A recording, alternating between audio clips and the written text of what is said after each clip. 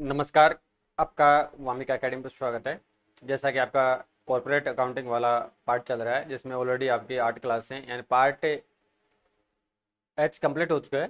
ठीक है, अब आप पार्ट आपका आई स्टार्ट करेंगे, यानी 9th नंबर की क्लास स्टार्ट करेंगे।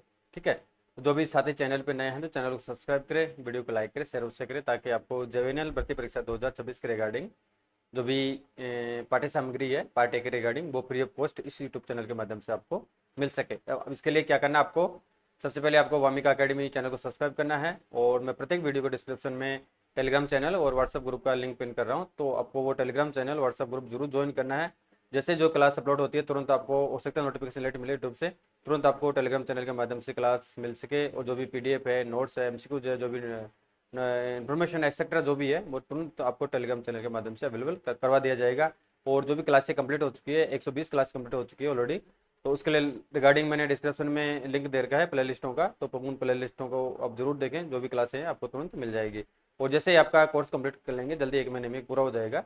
एंड 2-3 सब्जेक्ट और बची है, कॉस्टिंग, इनकम टैक्स और आपका एफएम बचा है, तो उनको जल्द पूरा कर लेंगे। पूरा होने के बाद में आपका एमसीक्यू सीरीज स्टार्ट करेंगे, यानी जितने भी पिछले वर्षों में 10-15-20 वर्षों में कॉमर्स के रिगार्डिंग जो प्रश्न आए हुए हैं, चाहे वो नेट का हो, असिस्टेंट प्रोफेसर का हो, जूनियर अकाउंटेंट का हो, लेक्चरर का हो, एक्सेट्रा लेखा सहायक का हो, जितने भी भर्ती परीक्षा आयोजित की गई, चाहे राजस्थान में हो, चाहे सेंट्रल गवर्नमेंट में हो, चाहे अदर स्टेट में हो, उन सभी का प्रश्न ऑनलाइन लाइव क्लासों के माध्यम से या ऑफलाइन क्लासों के माध्यम से उसका सॉल्यूशन करेंगे। अगर आप उन एमसीक्यूज का सॉल्यूशन आसानी से कर लेंगे, तो आप इस भर्ती परीक्षा में आसानी से आपका चयन 100% हो जाएगा। ठीक है, तो आपको क्या करना है, मेरे साथ यानी वामिका अकेडमी चैनल के साथ में आपको कनेक्टेड रहना है। और आपको किसी प्रकार की कोई क्यूरीज है, कोई कमेंट करना है, कोई कन्फ्यूजन है, कोई इन्फॉर्मेशन लेनी है, तो निःशुल्क आप मेरे को मैसेज, कॉल एक्सेट्रा जो भी है, आप मुझे कभी भी बेझिझक कर सकते हैं। जो भी आपका डाउट होगा उसका तुरंत मैं समाधान कर दूंगा। ठीक है फ्रेंड्स, स्टार्ट करते हैं आपकी 9वीं नंबर की क्लास कॉर्पोरेट अकाउंटिंग के अंतर्गत। 8 क्लास आपकी ऑलरेडी कंप्लीट हो चुकी है, अब 9वीं क्लास स्टार्ट करेंगे।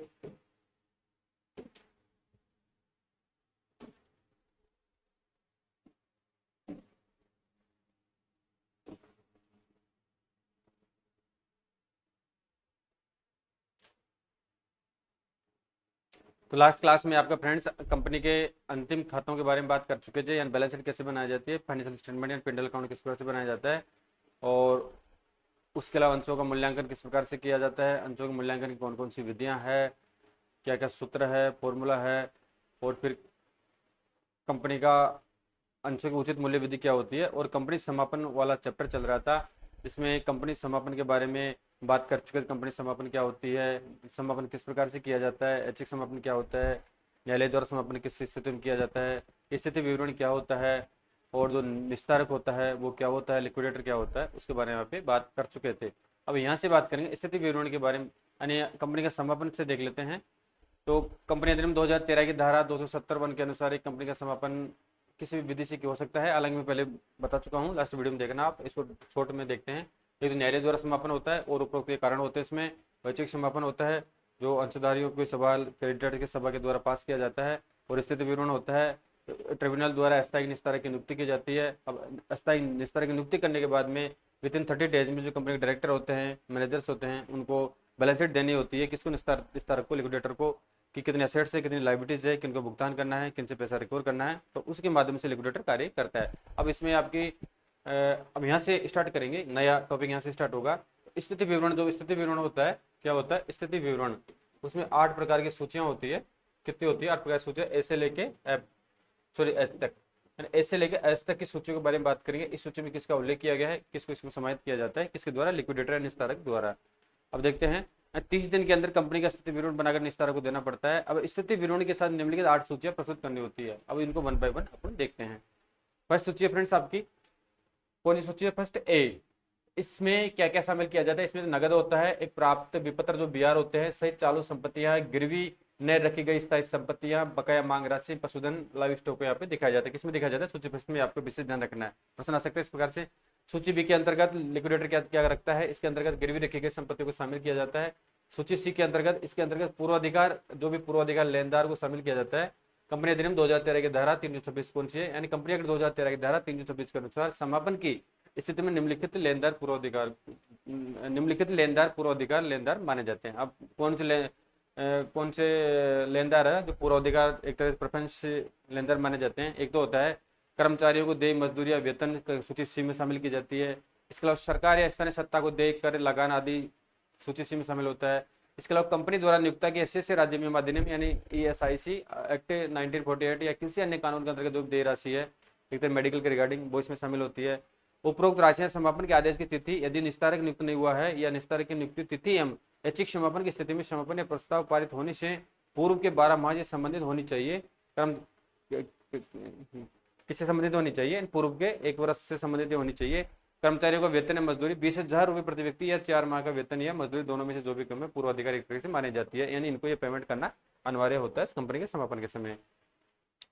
नेक्स्ट है कर्मचारियों के वेतन एवं मजदूरी के भुगतान तथा अर्जित यानी अर्नड अवकाश के बदले देय राशि के भुगतान हेतु उधार ली गई राशि भी पूर्वाधिकार लेनदार होता है एक तरीके से। इसके अलावा क्षतिपूर्ति अधिनियम यानी कंपनसेशन एक्ट 1923 के अंतर्गत कर्मचारी की मृत्यु या विकलांगता की स्थिति में देय क्षतिपूर्ति राशि एक तरीके से पूर्वाधिकार लेनदार होता है, यानी सबसे पहले इनका भुगतान किया जाएगा। इसके अलावा कर्मचारी को भविष्य निधि कोष में कंपनी द्वारा जो राशि दी जाती है जैसे जीपीएफ हालांकि जीपीएफ गवर्नमेंट कर्मचारी के लिए होता है, जैसे इनका ईपीएफ हो गया, सीसीएफ हो गया एक्सेट्रा, जो भी पैसा इनका भविष्य निधि में जमा करवाया जाता है वो इनको पेमेंट करना होगा किसको? कंपनी को समापन के समय। अब सूची सी बात के बारे में बात हो चुकी है। अब नेक्स्ट सूची फ्रेंड्स आपकी सूची डी। कौन सी है? सूची डी।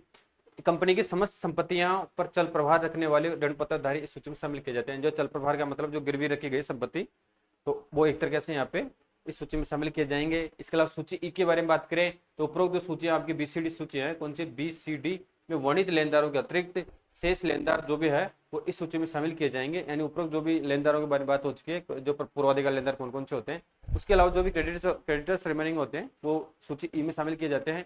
इस सूची के समायोजन के बाद जो भी सरप्लस हो या डेफिशिएंसी हो एज रिगार्ड्स क्रेडिटर्स, यानी हो सकता है संपत्ति को बेचने के बाद में, दायित्व चुकाने के बाद में पैसा बच भी सकता है या माइनस भी हो सकता है, यानी सरप्लस भी हो सकता है, डेफिशिएंसी भी हो सकती है। जो भी स्थिति है वो याद किए जाते हैं जो सकल संपत्तियों में सकल दायित्व के अंतर के बराबर होते हैं। नेक्स्ट सूची आएगी फ्रेंड्स आपके ऐप में। इस सूची में पूर्वाधिकार अंश पूंजी में बकाया लाभांश को शामिल किया जाता है। जो भी पूर्वाधिकार अंशधारियों की पूंजी है और जो भी बकाया गेन है उसको इस सूची में शामिल किया जाता है। किसके द्वारा शामिल किया जाता है? लिक्विडेटर यानी स्तर के द्वारा। अब सूची जी के बारे में बात करते हैं। सेकंड लास्ट सूची फ्रेंड्स आपकी सूची जी। इस सूची में समता अंश पूंजी यानी अब लास्ट में जो सबसे ज्यादा लास्ट में जो भुगतान किया जाता है, अगर कोई राशि सरप्लस रहती है तो इक्विटी शेयर होल्डर को भुगतान किया जाता है, क्योंकि कंपनी के मालिक होते हैं तो सबसे ज्यादा लास्ट में इनको भुगतान किया जाएगा अगर राशि शेष रहेगी तो। सूची जी। इस सूची में समता अंश पूंजी को शामिल किया जाता है। और नेक्स्ट सूची आपकी लास्ट सूची है सूची एच। तो उपरोक्त समायोजन के बाद में यानी उपरोक्त ABCDEFG के समायोजन के बाद में अगर कोई राशि शेष रहती है या माइनस रहता है यानी सरप्लस रहती है, डेफिशिएंसी एज रिगार्ड्स मेंबर्स शीर्षक के अंतर्गत, किसके अंतर्गत? सरप्लस या डेफिशिएंसी एज रिगार्ड्स मेंबर्स शीर्षक के अंतर्गत प्रकट की जाती है। इसे सूची एच कहा जाता है। क्या कहा जाता है? यानी इस प्रकार सरप्लस या डेफिशिएंसी एज रिगार्ड्स मेंबर्स शीर्षक के अंतर्गत जो राशि प्रकट की जाती है वो सूची एच के अंतर्गत होती है और इसको सूची एच से शेड्यूल एच कहा जाता है, जिसका प्रमाणन डेफिशिएंसी और सरप्लस अकाउंट से किया जाता है। इसका प्रमाणन कैसे किया जाएगा? इन जो भी निस्तारक द्वारा एक तरीके से डेफिशिएंसी आगे देखेंगे जब चैप्टर आएगा उसमें बात करेंगे। एंड डेफिशिएंसी और सरप्लस अकाउंट किस प्रकार से बनाया जाता है, तो डेफिशिएंसी एंड सरप्लस अकाउंट में इसका उल्लेख किया जाता है या इससे इसको मैच किया जाता है। अब नेक्स्ट बात करते हैं निस्तारक की। निस्तारक का अंतिम हिसाब का विवरण क्या होता है? या निस्तारक संपत्तियों को बेचता है, दायित्व का भुगतान करता है। अब वो अंतिम हिसाब का विवरण किस प्रकार से प्रस्तुत करता है, कैसे करता है, क्यों करता है, वो देखते हैं। तो कंपनी का समापन अनिवार्य है ऐच्छिक दोनों ही परिस्थितियों में निस्तारक की नियुक्ति की जाती है। अनिवार्य न्यायालय द्वारा होता है, ऐच्छिक अंशधारी द्वारा होता है। ठीक है। तो समापन के आदेश के बाद वह कंपनी का सर्वोच्च एक तरीके से सर्वोच्च अधिकारी होता है, क्योंकि उसके बाद में सभी राइट्स आ जाते हैं, सभी संपत्तियों को वो अपने कब्जे में ले लेता है, सभी दायित्वों का अधिकार उसके पास में आ जाता है। कंपनी की जो भी लेखा पुस्तकें हैं, जो भी मोर्गेज संपत्तियां एक्सेट्रा व्हाटएवर जो भी उसकी एक्टिविटी होती है कंपनी की, वो सब उसके कंट्रोल में आ जाती है। समापन के आदेश के बाद क्या है, यानी समापन के आदेश के बाद निस्तारक कंपनी की समस्त संपत्तियों को अपने कब्जे में ले लेता है, जैसा कि बात हो चुकी है। एवं उनको बेचकर, किनको? संपत्तियों को बेचकर कंपनी के दायित्वों का भुगतान करता है, जो भी लायबिलिटीज है। यदि कंपनी का समापन न्यायालय द्वारा किया जाता है, किसके द्वारा किया जाता है, यानी माननीय ऑनरेबल कोर्ट द्वारा किया जाता है, तो उसकी नियुक्ति भी न्यायालय द्वारा की जाती है। किसकी नियुक्ति? अगर न्यायालय द्वारा कंपनी का समापन किया जाएगा तो आपको विशेष ध्यान रखना है, लिक्विडेटर की नियुक्ति किसके द्वारा की जाएगी? न्यायालय द्वारा उसकी नियुक्ति की जाती है। निस्तारक का क्या ड्यूटी होती है? निस्तारक का एक कर्तव्य है कि वह अपने प्राप्ति यानी प्राप्ति एवं भुगतान जो भी रिसीव हो रहा है, जो भी पेमेंट कर रहा है, का पूर्ण विवरण उसको रखना होता है। प्रत्येक 6 माह के अंतर्गत ये ध्यान रखना, प्रत्येक यानी एक हाफ ईयरली एक तरीके से, तो प्रत्येक 6 माह के अंत में अपने हिसाब का विवरण बनाकर ट्रिब्यूनल में उसे प्रस्तुत करना होता है। जो भी स्थिति वो कार्य कर रहा है उसका हिसाब, कितनी रिकवरी होगी, कितना पेमेंट हो गया, किसकी बकाया है, एक्सेट्रा जो भी स्थितियां हैं वो 6 माह में हिसाब का विवरण बनाकर ट्रिब्यूनल को प्रस्तुत करेगा। यदि कंपनी का ऐच्छिक समापन किया जा रहा है, ये तो न्यायालय वाली बात होगी। अब अगर कंपनी का ऐच्छिक समापन किया जा रहा है तो उसकी नियुक्ति अंशधारी द्वारा की जाती है, किसकी? लिक्विडेटर की। अतः वह अपने हिसाब का अंतिम विवरण कंपनी को प्रस्तुत करता है, जिसमें संपत्तियों से प्राप्ति, दायित्व के भुगतान का विवरण लिखा जाता है। निस्तारक द्वारा दोनों ही परिस्थितियों में प्रस्तुत किए जाने वाले विवरण को निस्तारक का अंतिम हिसाब का विवरण कहा जाता है। दोनों स्थितियों में मतलब चाहे वो ऐच्छिक समापन हो चाहे न्यायालय द्वारा समापन हो, जो भी विवरण उसके द्वारा संपत्तियों दायित्वों के रिगार्डिंग, वसूली या बेचने के रिगार्डिंग, चुकाने के रिसिप्ट या पेमेंट के रिगार्डिंग जो विवरण प्रस्तुत किया जाता है उसी को ही निस्तारक का अंतिम हिसाब का विवरण कहा जाता है। ठीक है, तो आपको समझ में आ चुका होगा। अब नेक्स्ट फ्रेंड्स बात करते हैं यहाँ पे व्यवसाय का करें, परचेज और बिजनेस। किसके बारे में बात करें फ्रेंड्स? यहाँ पे परचेज और बिजनेस के बारे में बात कर रहे हैं। ठीक है, तो आपका समापन वाला चैप्टर कंप्लीट हो चुका है, यानी विघटन क्या होता है, समापन क्या होता है, वो डिटेल से बात कर चुके हैं, कौन कौन सी प्रोसेस अपनाई जाती है और जो भी सारणी है यानी प्रेस सूची होती है ए से लेकर एस तक, उसमें किन किन मदों को शामिल किया जाता है, और जो लिक्विडेटर होता है उसको किस प्रकार हिसाब प्रस्तुत करना होता है, कब करना होता है, कैसे करना होता है, उसके बारे में तमाम डिटेल से बात हो चुकी है। अब आपका इसमें नया टॉपिक स्टार्ट होता है व्यवसाय का क्रय, यानी कोई कंपनी है अगर किसी नए व्यवसाय को क्रय करती है, जैसे एक्स कंपनी है, एक सेकेंड, व्यवसाय का क्रय जैसे कोई एक्स कंपनी है, ठीक है, अब अभी वर्तमान में ऑनगोइंग बिजनेस कर रही है, अगर किसी वाई कंपनी को परचेज कर लेती है, जेड कंपनी को परचेज कर लेती है, एक्सेट्रा जो भी है, तो एक तरीके से उसको व्यवसाय का क्रय कहा जाता है। अब इसको देखते हैं पहले। तो व्यवसाय का क्रय है परचेज और बिजनेस। क्या है? परचेज और बिजनेस यानी जब कोई विद्यमान कंपनी, क्या है, यानी जब कोई एक्सिस्टेंस या कोई विद्यमान कंपनी किसी अन्य व्यवसाय का अधिग्रहण कर लेती है तो इसे कंपनी का क्रय अथवा अधिग्रहण कहते हैं। यह धनराशि जो क्रेता कंपनी में विक्रेता कंपनी के व्यवसाय को प्राप्त करने हेतु निर्धारित की गई है, क्रय प्रतिफल कहलाता है। जैसे अब इसका मतलब यह है, जैसे एक्स कंपनी है, वाई कंपनी को परचेज कर लेती है, अब स्वाभाविक है एक्स कंपनी इसकी संपत्तियां लेगी, लाइबिलिटीज लेगी, उनको घटाने के बाद में कितनी राशि उसको देनी है वाई को, तो एक तरीके से ये क्रय प्रतिफल हो जाएगा। क्या हो जाएगा? क्रय प्रतिफल हो जाएगा, वाई को पैसा चुकाना होगा, किसको? एक्स कंपनी द्वारा। तो क्रय प्रतिफल का निर्धारण किस प्रकार से किया जाता है? अब इसमें दो विधियां दे रखी है, एक तो शुद्ध भुगतान विधि के माध्यम से किया जाता है और दूसरा होता है फ्रेंड्स आपका शुद्ध संपत्ति विधि से। कौन सी विधियां होती है? यानी क्रय प्रतिफल का निर्धारण किस प्रकार, वाई कंपनी को जो पैसा चुकाया जाएगा क्योंकि उस व्यापार को परचेज कर रहे हैं, तो दो विधियों से पैसा चुकाया जाएगा, एक तो होगा शुद्ध भुगतान विधि और एक होगा शुद्ध संपत्ति विधि। अब इनको वन बाय वन देखते हैं। तो शुद्ध भुगतान विधि के बारे में यहाँ पे बात करें, शुद्ध भुगतान विधि व्यापार विक्रेता एवं क्रेता कंपनी के मध्य हुई समझौते के अनुसार क्रेता कंपनी द्वारा विक्रेता को भुगतान करना हो, शुद्ध भुगतान विधि से निकाला गया क्रय प्रतिफल कहलाता है। यानी इनके मध्य एक पहले से डिसाइडेड हो जाता है कि जैसे कंपनी के असेट्स 2 करोड़ की है, लाइबिलिटीज इसकी 1 करोड़ की है, अब उसको माइनस कर देंगे। अब उसमें उनके मध्य डिसाइडेड हो जाता है कि लाइबिलिटीज का भुगतान आप करेंगे कि या मुझे करना है। अगर वो कंपनी कर देती है तो 1 करोड़ रुपए का वो प्रतिफल जो समझौता है उसके अनुसार उनको चुका देता है। एक तरीके से ये हो गया आपकी शुद्ध भुगतान विधि। नेक्स्ट है शुद्ध संपत्ति विधि के बारे में बात करें तो यदि क्रेता एवं विक्रेता कौन है, यानी एक्स और वाई के मध्य क्रय प्रतिफल का कोई समझौता न हो तो क्रय प्रतिफल का निर्धारण शुद्ध संपत्तियों के आधार पर किया जाता है। क्रेता कंपनी द्वारा विक्रेता कंपनी की ली गई संपत्तियों के पुनर्मूल्यांकन मूल्य में से लिए गए दायित्वों का पुनर्मूल्यांकन मूल्य घटाने पर प्राप्त शुद्ध राशि संपत्ति शुद्ध संपत्ति होती है तथा यही क्रय प्रतिफल होता है। इसके कहने का तात्पर्य है, जैसे उदाहरण के तौर पर 1 लाख रुपए का असेट्स है, 50,000 रुपए की उसकी लाइबिलिटीज है। अब इसका मूल्यांकन कर लेंगे, मूल्यांकन करने के बाद में जैसे मान के 50,000 रुपये लाइबिलिटी चुकाने के बाद 50,000 रुपये शेष रह जाता है, तो बाकी का जो 50,000 रुपया वो एक तरीके से शुद्ध संपत्ति विधि से एक्स कंपनी द्वारा वाई कंपनी को दे दिया जाएगा, उसी को ही शुद्ध संपत्ति विधि कहा जाता है। ठीक है, समझ में आ चुका होगा आपको। नेक्स्ट है क्रेता कंपनी के पुस्तकों में किस प्रकार से लेखांकन किया जाता है। अब यहाँ पे क्रेता विक्रेता कंपनी से तो कोई मतलब है नहीं क्योंकि वाई कंपनी का तो बेचान हो चुका है। अब क्रेता कंपनी है जो परचेज कर रही है कौन से लिमिटेड को, यानी वाई लिमिटेड को परचेज कर रही है, किसके द्वारा? एक्स लिमिटेड द्वारा परचेज किया जा रहा है। तो एक्स लिमिटेड की पुस्तकों में किस प्रकार से लेखांकन किया जाएगा वो यहाँ पे देखते हैं। तो क्रेता कंपनी की पुस्तकों में लेखांकन है।